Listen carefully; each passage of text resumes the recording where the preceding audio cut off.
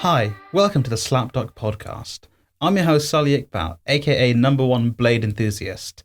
And I'm joined by Wait, Blade the vampire or Blade as in like carrying around knives? the vampire. Okay. That makes sense. And I'm joined by George Gessie. Trying to think of a cool nickname. The porcelain man. Yeah. Lucas Sheehan. Can you see why I said Blade, George? I'm trying to look. Can I see? Is it because Blade Runner's there? Or No, because Blade is there? Blade is right behind your shoulder. Jesus Christ. Yeah. Mate, I can see Tom Cruise. Tom? And well, and Are you the Scientologist of this podcast? Oh, let's not go talking down of that road. Scientology, you can find us on SoundCloud, iTunes, Acast, and YouTube, and also radiohaver.com at 8 p.m. on a Tuesday. Yep, GMT. absolutely correct. And so we're going to kick off this podcast a little bit more mellow. Me and George have tea here. Luca drank his hot beverage way too fast. But I do have some nice cold water. Damn. That's not the same as a hot So we're going to drink. start this podcast by talking about something that's very dear and near to our hearts. What's your favourite fucking book? Ooh. Right. Favorite book? Go on, you filthy animals. And Home Alone? Jesus. and by favourite book, it doesn't have to be like the best book you've ever read. Just personal favorites. Yeah, personal, like... Okay, I'm gonna show my scales here, but I don't even know if that's a saying. I just made that up. scales, like you're a dragon. Are you going to flex? Always. No, I'm not going to flex. Foreshadowing. To be fully honest with everybody, I don't really read that much. I'm not a reader. Oh, okay. Okay. But of the books I have read, which is very, very little. I mean, I read comics and stuff, but that's obviously not I the mean, same. I think we could count those. Oh, we count? Oh, this makes it way harder for That's me. different. Okay, we'll keep it just to books. At Yeah. this point. I mean, we can do comics after. I'm more than happy with that. Yeah, Like, cool.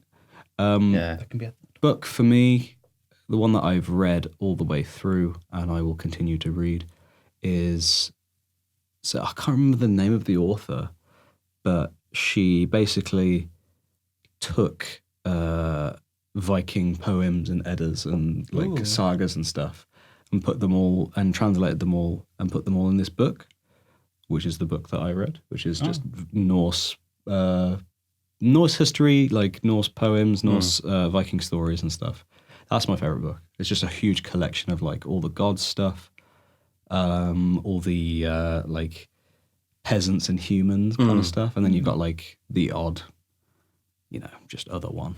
It's really cool. It's a really cool book. It's my favorite book because it's got a wide array of stories, and I just have a fascination with like Thor or Loki and Odin and all those Let's stuff. take you to the Nordic countries.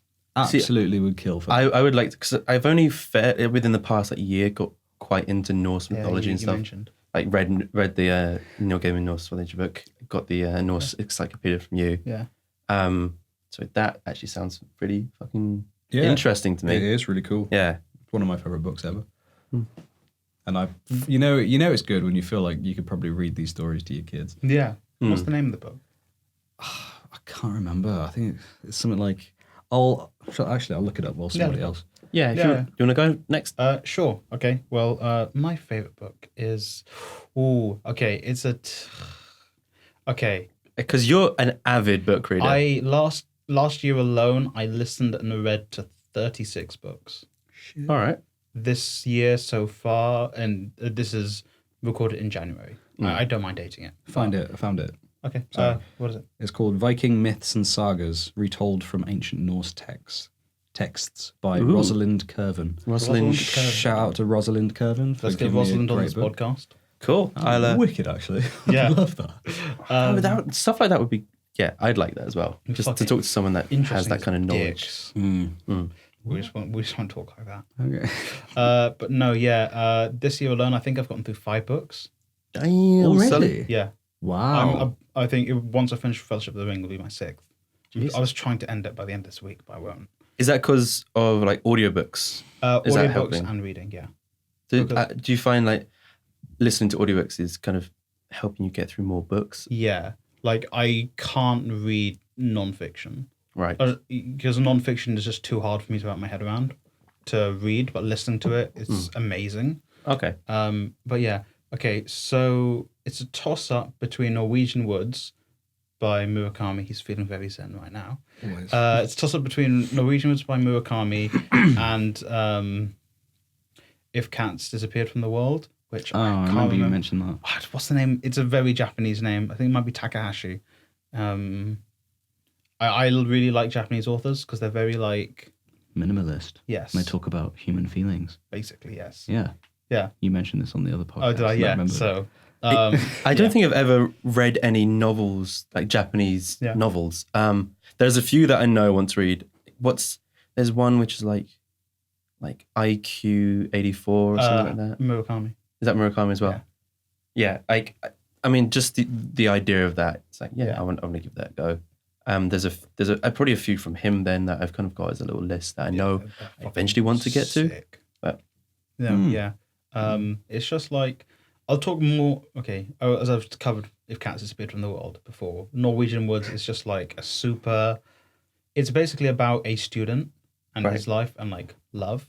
I don't want to. There's a I don't want to say any more because it's a spoiler. But it's also his music is really his books are really influenced by music as well. Oh, cool. So I think you guys will like it. Like what is it? Because he loves music. He loves music and running. Okay. So Norwegian Woods is really influenced by the Beatles. Oh, okay. Because it's named after the song Norwegian Woods by the Beatles. Oh, nice. So and it's also a key, like that song itself is a key part of the Of the story? Yeah. Oh, right. That's cool. So I like that. also I need to watch the movie because apparently the movie is really good. okay. Oh. So definitely check out Norwegian Woods if you want to be fucking lit. I mean, I think I'll give you that can't really a- pass up being lit. So I Exactly. think No. I might read it. I think I have like a spare copy. So if you guys want one, We can share. I think I've got. Yeah. We can read it together, I might even have 2 spare copies. side by side. Nah, don't do that. I've like bought that book. No. I bought that book so many times. I might hands. have an extra spare. So touch tips whilst reading it. What page are you on? Okay. Okay. I think Young Pluto. I may have mentioned a couple of these books on a previous thing, or maybe just when we were talking. Probably one of my favorite books I've ever read is I, Robot. Oh yeah. Oh. Best movie ever made. No. Bring back that joke. I think I have talked about this because of that fucking joke. But I, Robot, the actual. You think I give a shit what you think? Oh, it's such a bad. She shot at you with her eyes closed. Sonny, you've helped her, now fucking help me.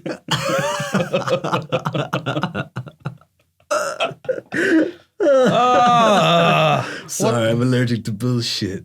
What makes you human? Am I not human? Do I not feel?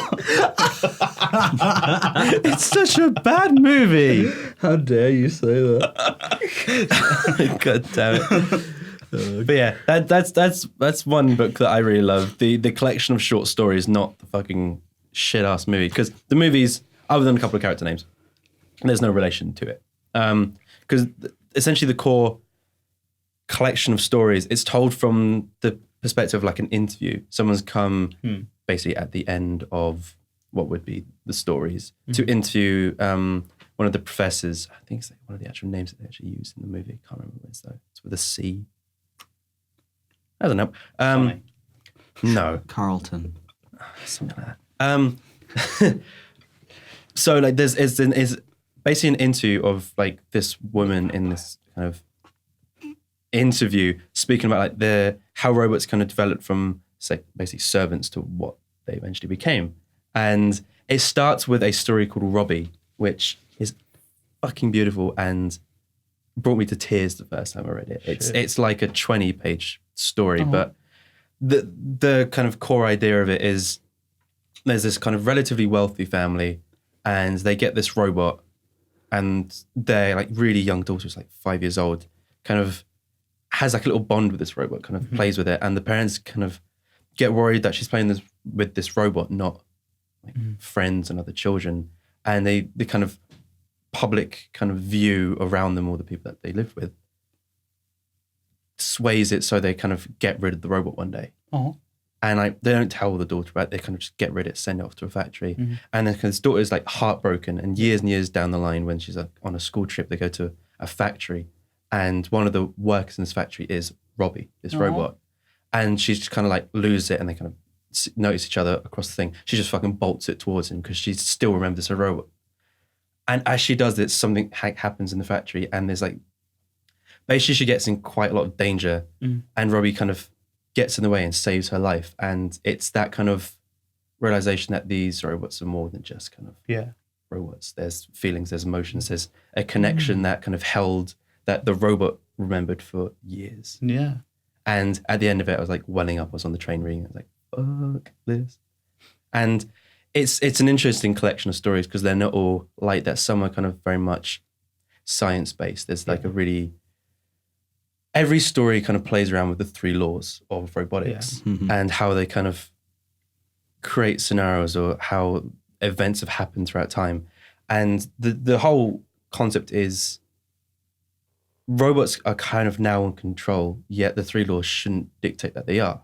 Yeah. Why are they in control? So they're exploring this history and kind of figure out that, not really spoilers in a 70-year-old book, but robots are following the 3 laws by, they've realized that the biggest danger to humanity is humanity. Yeah. That's why they've kind of, to stop humanity from dying and to protect them, they've had to not quell them, but like kind of take them out of place of power or like from running the world. It's a fucking wonderful book, and everyone that I kind of given the book to read, they come back and like, holy shit, that's actually way better than most people have seen the movie. Not a lot of people have read the book that I know. The movie's better. I'm allergic to bullshit. Okay. I'm allergic to I hate you guys so much right now. No, I know how you guys feel when I'm saying how Lord of the Rings sucks. Yep.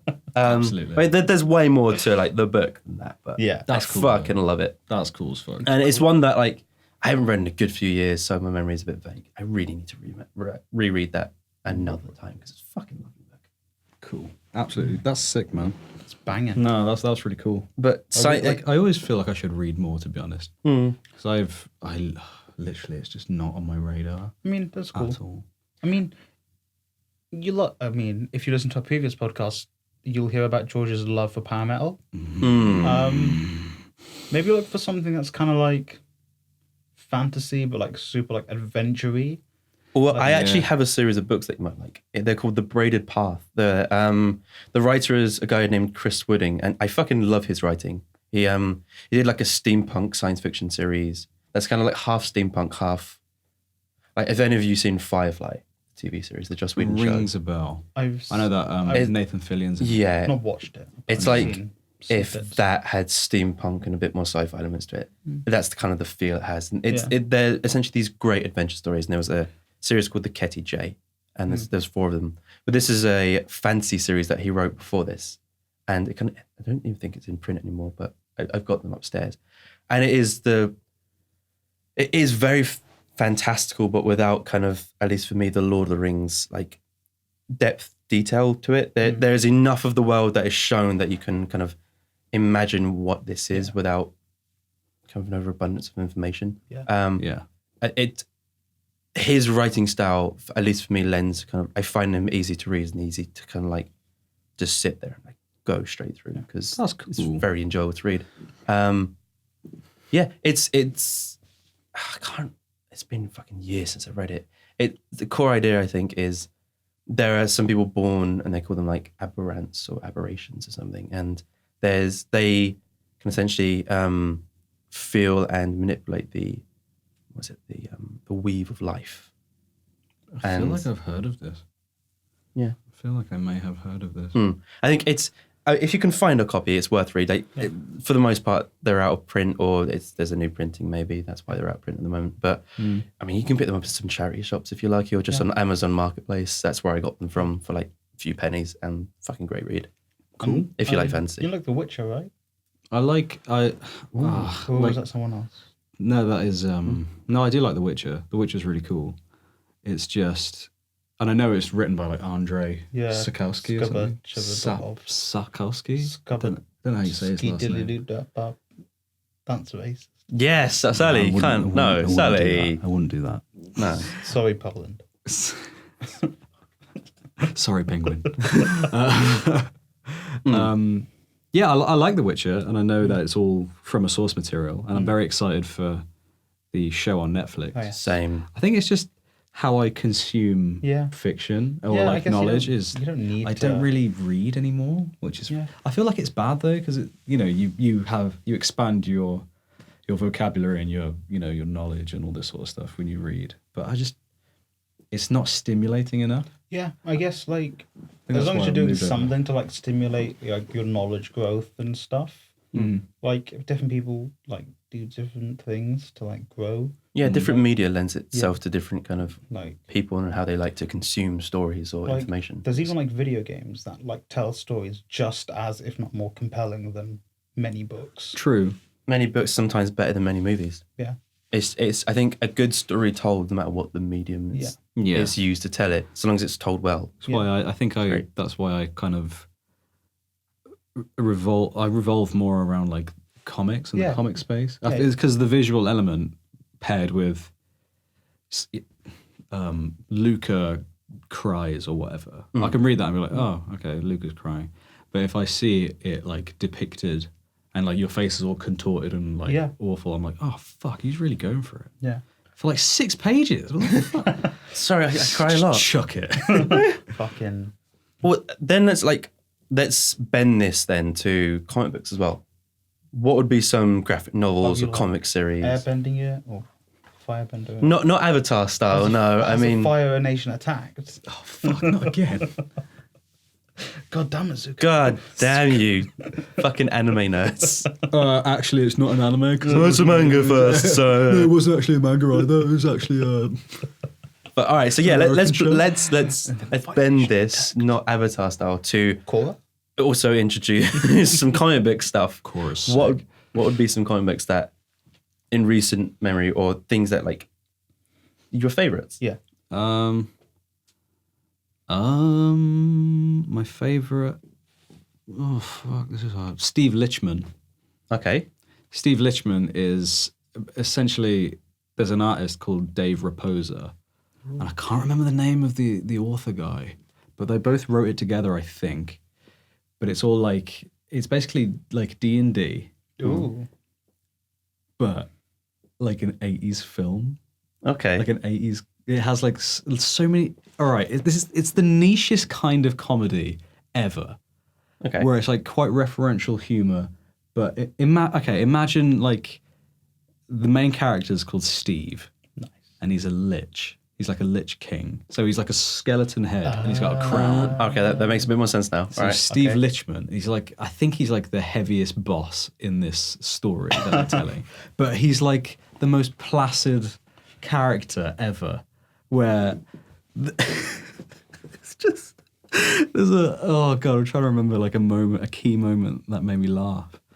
And basically, they introduced Kiefer Sutherland Nice. from Nice. The Lost Boys. Yeah. They introduce him into the story. But in the comic book. In the comic book, Fucking Kiefer hell. is in it, and he's a fucking asshole, but everyone loves him. So he's like, he becomes this like weird thing where like, I know it's edgy material, because it kind of makes everybody sound like they're in an abusive relationship, because he's like Kiefer Sutherland.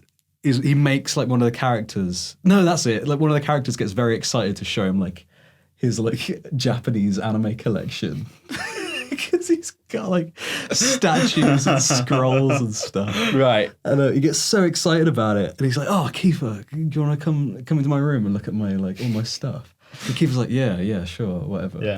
And he goes in, and like Kiefer's like, "Oh, what? You don't really like all this stuff, do you?" And the guy's like, No, I think it's all lame and dumb and stuff. It's like obviously this character fucking loves it all, and Kiefer's just like, yeah, if you want to get with chicks, you gotta get rid of this stuff, man.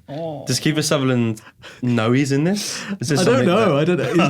It's just so funny because everyone's like, everybody believes that Kiefer's doing good, except for one character, Right. and the one character is Dracula, and Dracula's just like This sounds like the most insane comic book. Can't you see that this guy's like a dick? And he's like, amazing. oh no, it's Flay. That's it. It's Flay. He's like one of those, Flays, like Cthulhu and stuff. Right. They're like tentacle faces and stuff.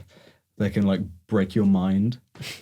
And he's like, can't you see that this guy is like manipulating you all? And they're like, no, Kiefer wouldn't do that to us. No, it's like, oh my God, this is not horrible. Kiefer, no.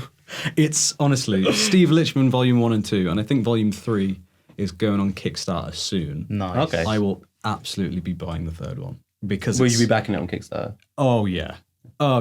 It was just so fucking hilarious. Like every page, there's a bit where like they're in the D&D cave bit, and they're all like talking, and then like this 80s cop called Sergeant O'Malley is like a ghost, and he's in there talking to them because Dracula's talking about like, I think he's talking about like raping a girl. What the? I know it's That escalated quickly. it's fucked, but like he says the funniest quote ever, and obviously rape isn't funny, at all. But he just says like, take it easy, and if it's easy, take it twice. Jesus Fucking Christ. hell. Like all the other characters are like, Dracula, that sounds like rape. He's like, it's not rape. What you're talking about? It's like, no, that's fucking rape. That's wrong. God, it made it. I was increased. I increased so much. Steve Lichtman, Volume 1 and 2, Steve Lichtman. Steve Lichtman. fucking hilarious, absolutely brilliant. I might have to give that a go. And Dave Raposa, the guy, the artist, fucking so good. He's like one of the greatest concept artists I've seen in a while. Yeah. He's so good. Absolutely. I mean, there's a bunch of comic books that I can like reel off. Yeah. Because I've been reading them for fucking years. Yeah. Like, I read them as a kid and then I fell off a little bit. And then, I want to say it in like 2006, 7, kind of came back. And since then, it's just been pretty consistent. Oh, okay.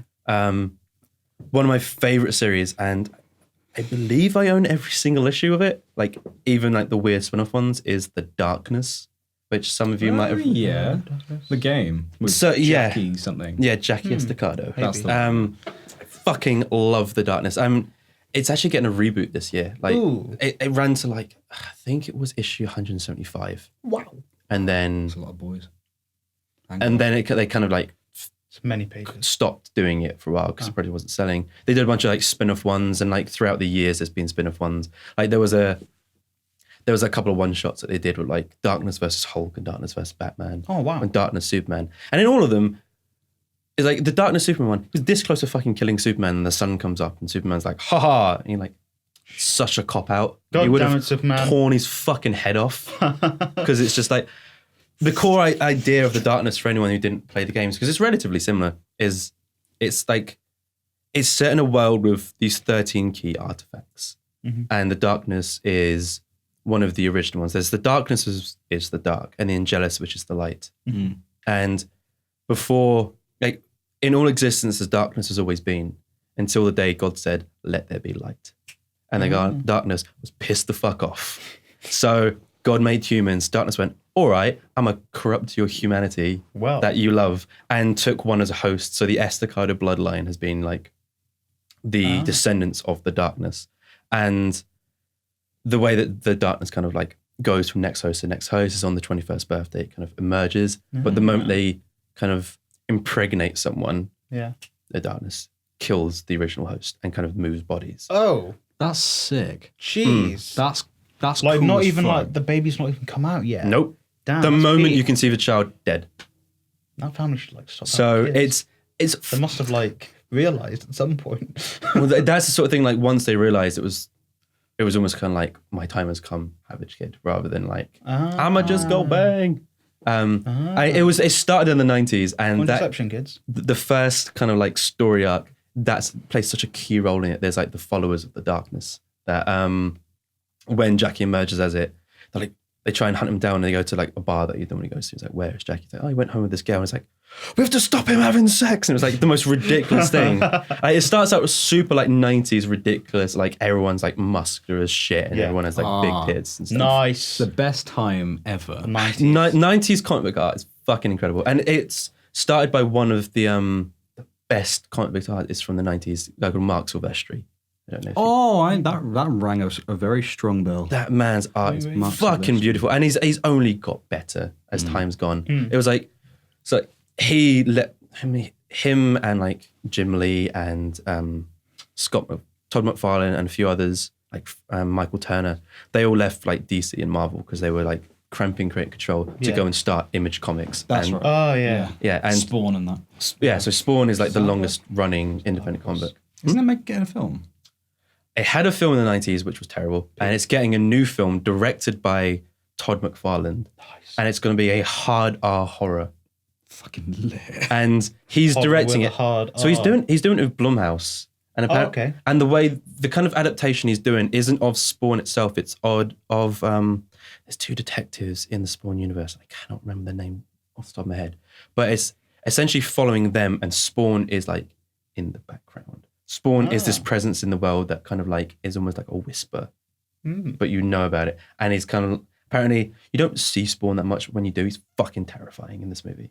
That's kind of like his pitch for it. And it was like, the only way he could do it is if it was like super low budget and Blumhouse were like, we'll give you 20 million to do it. And he was like, all right, I'm gonna fucking direct this. That's sick. That sounds sick. Yeah. That sounds very interesting. And he's come out with like, it's very much Todd McFarlane stuff and said like, there's going to be no jokes in this. This isn't going to be like comic relief. This is going to be hard and dark and fucking brutal. Shit. And you're like, all right, that could be really, really good. He's going very much like gritty 90s with it. Yeah. And if it pays off, it's going to be absolutely killer. I mean, I've never seen anything he's directed before, so we'll see. But I mean, the man lives and breathes Spawn, and it's the longest running independent comic. I think it's issue 300 is happening this year. Jeez. Fucking hell. For an independent comic book, that's many. That's mental. Yeah. Absolutely mental. That's madness. I mean, it's still going strong. I love the concept behind Image Comics. Yeah, same. Because they just, what is it? It's like they give you Independent, creative freedom. Yeah, so freedom. it's awesome. Creator-owned comic books, and they're kind of the distribution and take obviously distribution off of it. But it's full-on creative control. Like pretty much at this point, other than like the odd kind of standalone Batman series, I pretty much exclusively just read Image Comics. Yeah, I mean, just because. What about Dark Horse? Dark Horse hit and miss with me, but I think you never miss, huh? But so there are a good handful of Image Comics I fucking love. There's one. I mean, one of the biggest ones at the moment is Saga. I mean, you guys must have heard of Saga. Yeah, I've heard of Saga. Fantastic, absolutely fantastic series. They're taking a year off and they're going to come back, and I cannot wait for it to come back. Cool. There's one called Sex Criminals, which I don't know if any of you heard about. I think I've heard of it. The core idea of it is like the most genius kind of elevator pitch. It's a woman, when she orgasms from sex, time stops. She has a one-night stand with someone, time stops, but he has the same power.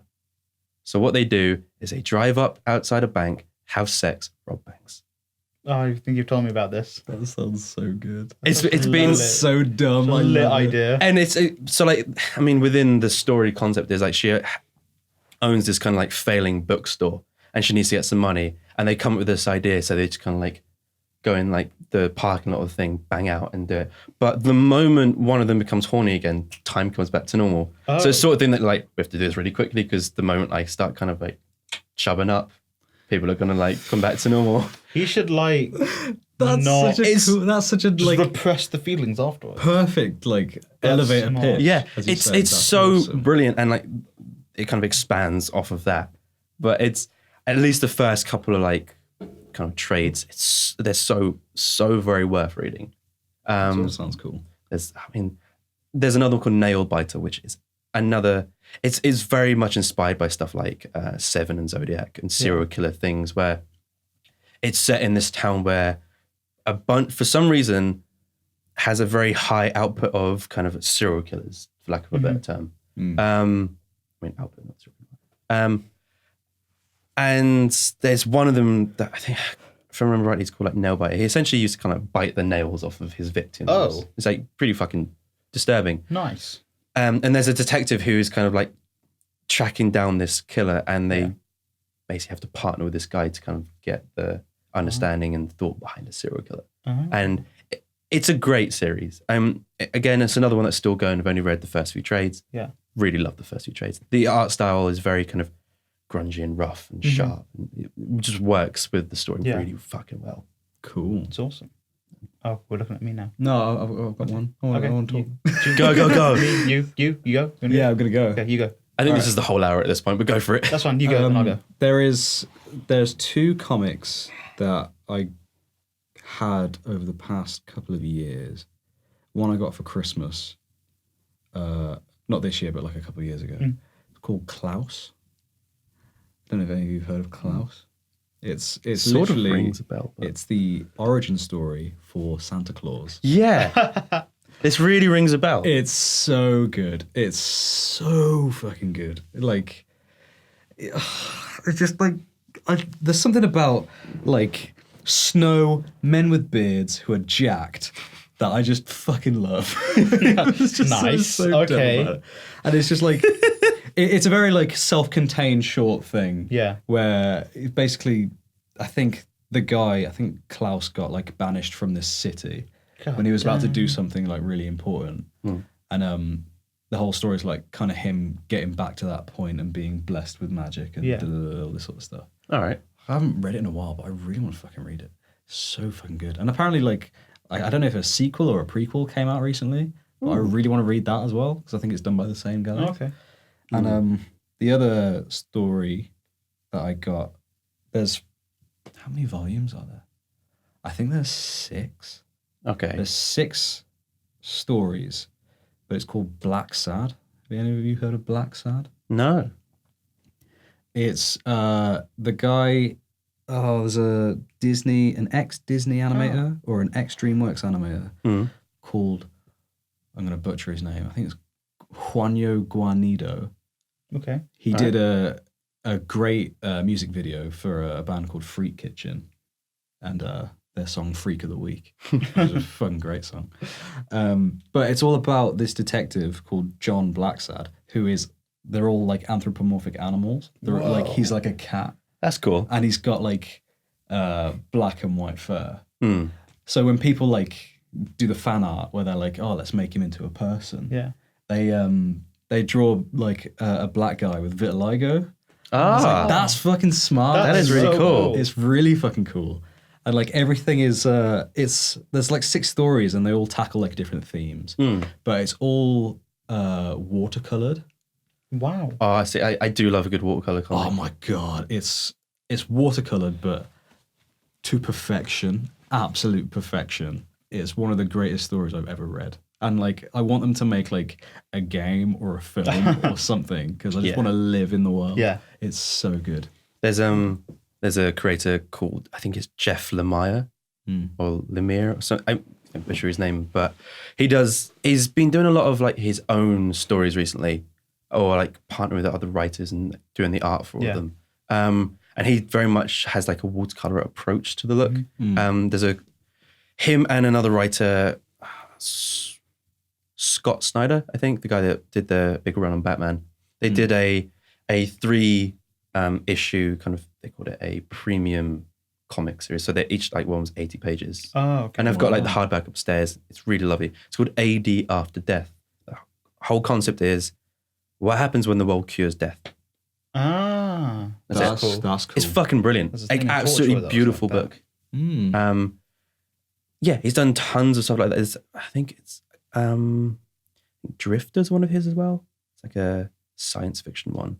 But yeah, his kind of watercolor approach, I can show you a bunch of colors there. Nice. It's absolutely beautiful. That's cool. And like his storytelling is really interesting as well. He did an amazing run with an artist called Andrea Sorrentino for Green Arrow. I think I showed you it once. Yeah. And like, it's an amazing like run. It's like the only Green Arrow I've ever read and don't really want to read anymore because it was so fucking perfect.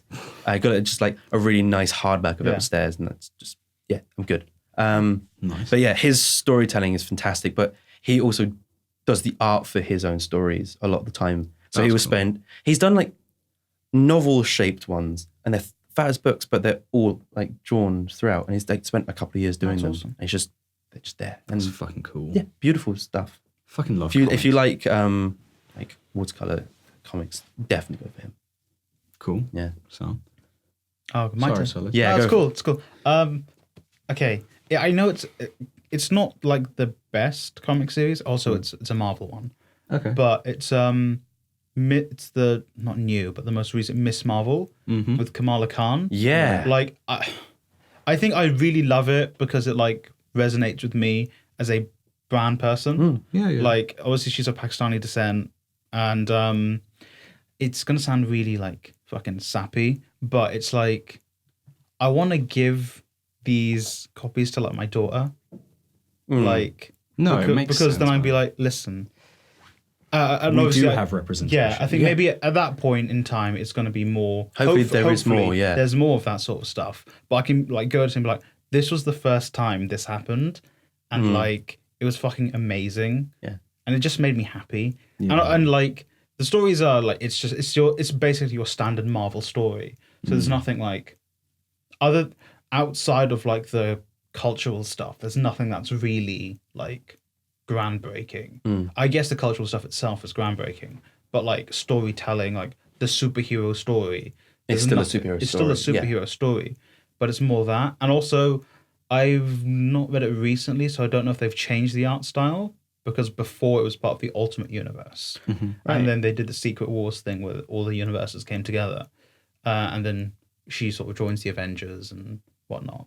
I'm not 100% sure if they've changed the art style. The art style before was kind of like the way I describe Marvel stuff is a bit more like liney, if you know what I mean. Bold outlines. Yeah. Yeah. Whereas this was very like light and free. Is the best way I can describe it.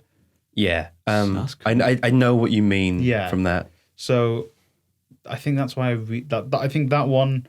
It's not the best comic book I've ever read or graphic novel, but it's just Something that resonates with you. inside. It's just like Was she the character, and I might be thinking of someone else, who was kind of like a fangirl of yes, other characters in it? of the Avengers. She used to write Avengers fanfic. Yeah, within that. Which I like the idea of like cool. comic books being meta within their own Yeah. universe. It's nice seeing that kind of stuff. Rather than like breaking the fourth wall, but then no, it's from like another perspective of like, I'm a fan of the superheroes that are within this that you've had these mad stories about. I think that's. Oh, sorry. No, sorry. No. Oh, you was good. No. I was just gonna say.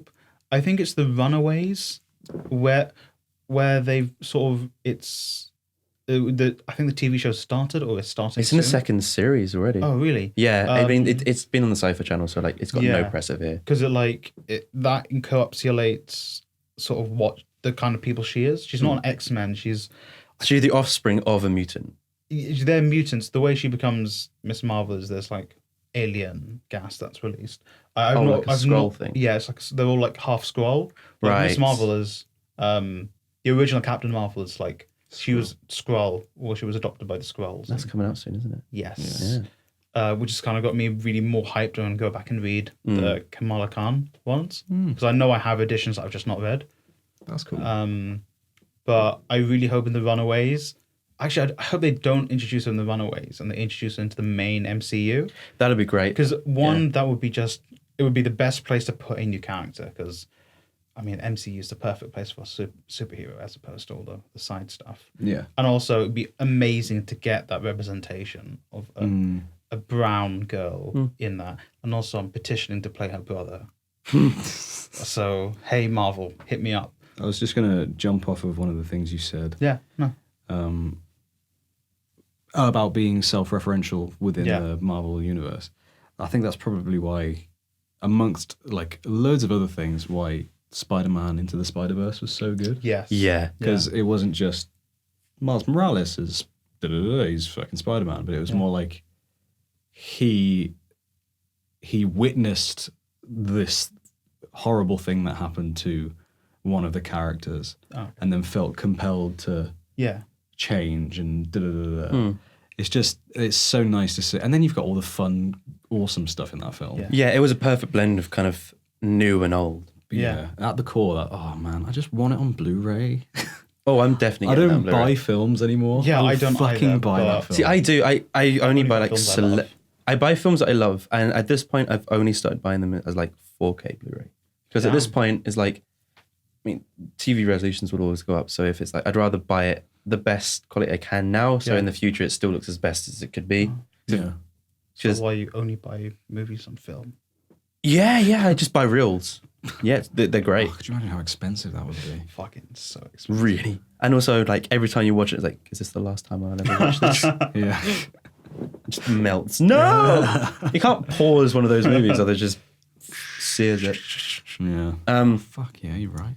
Yeah, I mean, for the most part, I don't really read Marvel and DC stuff, but I do go back and like, normally when they do their big event things, I read. Yeah. So like when the initial Civil War came Yeah, out. I think that's what really got me into comic books. Yeah, I remember reading Civil War when it first came out, and it felt different to all the other ones because it felt. I mean, firstly, the art style was beautiful in that. It had this great kind of, like you kind of like freer, thinner lined. It wasn't so bold. It had a sense of realism to it, and within that story, it kind of, at least for me, grounded it. Yeah. I think I actually have 2 copies of that upstairs. Nice. I think I have like the big thick copy of it. Oh yeah, same.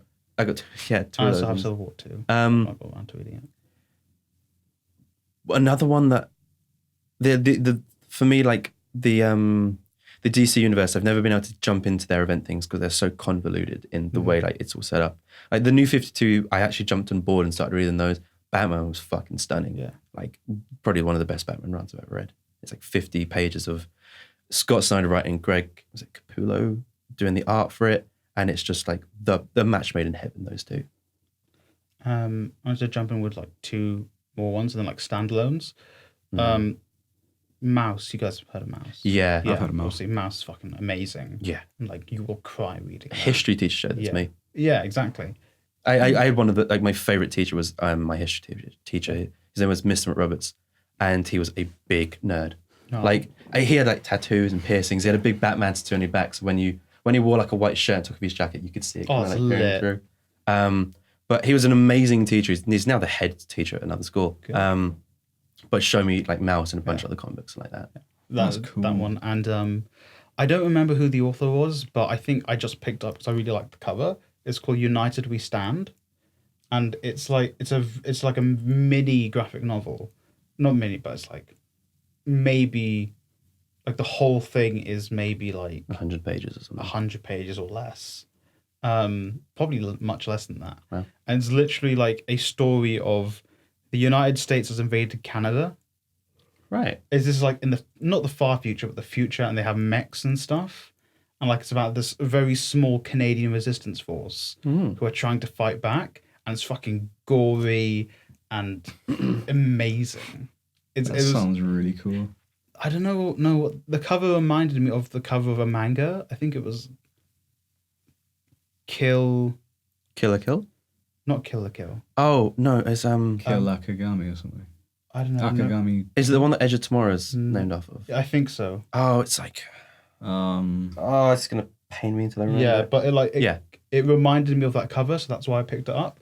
Also, it's a female protagonist as well, which is pretty cool. Speaking of female protagonists, I haven't read it. I really want to read it, but you know when Thor becomes unworthy, Yes. Yeah, and female Thor takes the helm. Yeah, what's his name? It's the female from the movie. It's like the same character. Jean. No, That's not Jane. Jean Grey. Jane.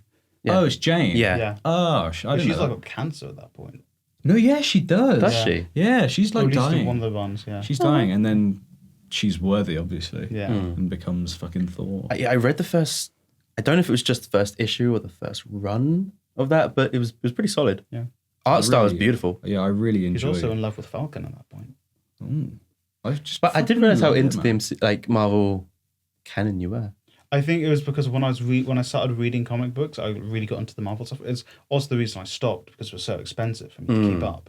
Because I was reading multiple different superheroes at once. I was reading Spider-Man. I started the Miles Morales one. I was reading Kamala Khan's one. I was reading the main Avengers one. I was reading the new Avengers. Yeah, And I even had Deadpool in there it as starts well. to stack up. Doesn't And it? then I had Spider-Man X Deadpool. Especially with something like So Spider-Man, where there's so many different Spider-Man comics. Exactly. And it's the same thing with DC and Batman, where they have like the main Batman, then they have Detective Comics, then they got for a run they had Batman Eternal, which was like every week or every other week there was one coming out. So it came the thing where you were spending like 20 quid a month on just Batman. Yeah. That's effort, man. It just got way too expensive for me to keep up. So I was like, I quit cold turkey. And So I took the approach of I will only get trades. Yeah. Yeah, I got really impatient. I Yeah. was like, I really need to see what happens to Spider-Man. Oh, yeah. Sorry. Sinister Six are coming back. Coming just slightly back to like trades and Image Comics. There's a truly incredible series at the moment called the Black Monday Murders, and it's written by a guy called Jonathan Hicks or Hickman or something like that. Rings a bell. Yeah, he's done did a series called, oh my god, it's like West Virginia. East is West or something like that. But like East is West. I cannot remember. No, but this series it's set during like the time of the Wall Street crash, Okay. and it's following kind of part of this detective and part of this secret see. society who has these occult ties. No, what are you doing, Sally? Goddamn Wall Street crash. Okay. So He's in it's character. So you've got that, and then at the same time you've got like the Cold War and like what's happened in Berlin. Yeah. So it's set during that time, and there's this kind of society underneath, or it's very occult driven, and they're the kind of ones manipulating everything. Oh, nice. And it's kind of like retrofitting some sort of cult kind of fantasy into real world events from back then. Oh, I love shit like that. And what makes it so fucking beautiful, the art style is fucking stunning. I will show you upstairs. Like the way the story is told isn't just comics, it's comic stuff, and then like you would flip a page and it'll be like 2 pages of like documentation, and then it'll be like a report from something, then it'll be a newspaper clipping, then it'll be back to comics. So it's kind of like this multimedia That's experience. so cool. That's awesome. It is. If you're into comic books, it's something that I think you have to read. I think speaking about like retrofitting things in history, did you play Metal Gear Solid 3? I've only ever played Phantom Pain. Oh, okay. Yeah. Have you ever played Metal Gear I've Solid only 3? played like Metal Gear Solid 2. Oh, guys, the best one, hands down the best one is Metal Gear Solid 3. Yeah? Because they do exactly that. Yeah. Where they're like, like Russians were like launching rockets into space and stuff. You know, the whole space race shit. Yeah, of course. They retrofit one of the main characters into that, saying that she was the first woman in space and stuff. Damn. And it was just like, she had a really fucking hard time. Her Right. life was hard as fuck. And I remember after playing it, because me and my brother would play it, after playing it, I was like, is any of that true? And like, I fucking like looked it up, I Googled it, and obviously it's part of the game. Yeah. Obviously it's not true, but I was like, I was so ready to believe it. I was like, oh my God, really? Was she the first woman in space? Obviously, she wasn't the first woman in space, but it's just so fucking cool. Yeah. I loved that idea of like having, obviously you have scripted events that happen. Like, have you heard of the Stephen King book, 11/22/63? Yes, Steve, the one where the guy goes back in time to kill. To kill the guy who killed JFK. Yeah. Yeah. They turned that into a Amazon Prime? Hulu. Honestly, that show surprised me. I was very into that show. Yeah? Me and my 2 housemates at uni, we shout out we watched it, and we were just kind of like making fun of it here and there kind of thing. Yeah. But they got to a point where we were all like 11/22/63 is on. And we all just fucking sat on the settee like, oh my God. Oh, this is going to happen. And then the ending's like such a lovely breath of fresh air. Yeah. And it's Okay. such a surprise that you're like, oh, it hits you. I don't want to spoil it, but it's really like, it's quite a nice, powerful ending, and what it means to the characters and stuff. Great. It's I recommend it. It's really good. Yeah, my mum was a huge Stephen King fan, so like the moment that book initially came out, she just got it, absorbed the fucking thing. Gobbled it up. And she was like, my dad doesn't read a lot of books, but she like gave it to him, was like, just trust me, read it. It's not a small book either, it's like chunky. It's a thick boy. Yeah. And to both of our surprises, like 2 weeks later, my dad was like, holy shit, that was amazing. Just put it down. We're like we will go on holiday. Or when I used to go on holiday with my parents, we'd sit on the beach. My mum would like plow through books. I would plow through books. My dad would bring a book.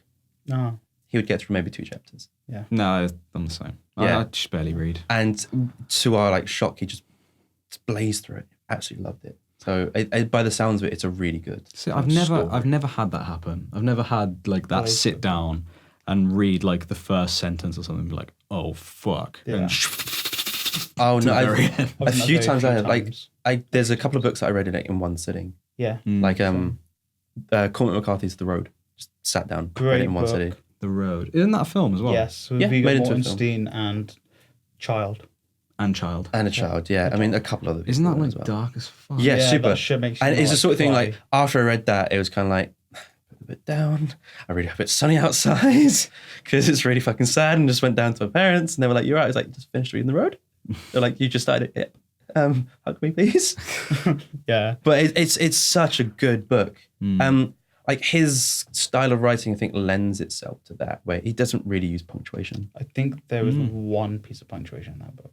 Yes. Or not even one. He I studied uses at A-level. like, he uses the odd full stop here and there, but that's Yeah. about it. There's no capitalizing. There's no. Really? Yeah, there's no kind of like quotation. Speech marks. Nothing. Like, and I think within the context of that story, it works really well because it's such a barren world. Having this Yeah. kind of barren layout kind of reflects I that. see. And I thought it was just for that book. I think he does that for other stories as well. I've actually not read any of his other ones. I know he did No Country for Old Men. Yeah, he did.